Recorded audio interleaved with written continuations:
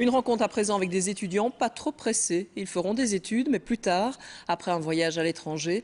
Ils sont environ 3000 cette année à partir pour travailler en Australie, au Canada ou encore en Nouvelle-Zélande.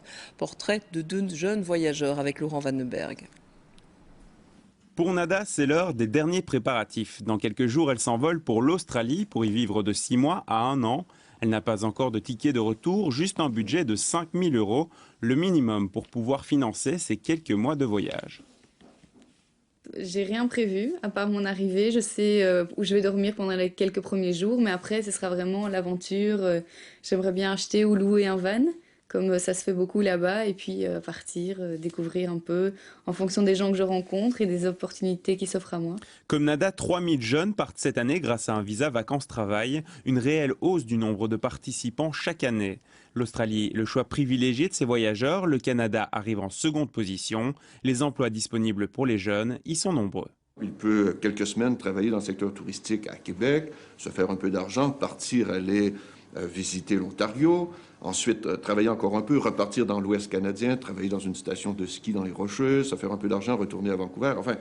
Donc, c'est un grand avantage. Mais pour nous, le Canada, ça permet à ces jeunes qui ont pris cette initiative, qui ont montré ce dynamisme, de découvrir notre pays et de le connaître d'une façon qu'on ne pourrait pas le connaître dans des vacances classiques. Ces jobs consistent essentiellement à travailler dans des fermes ou à cueillir des fruits. C'est ce qu'a fait Jonathan. Il est parti en Nouvelle-Zélande 6 mois, un voyage des paysans dont il rêvait.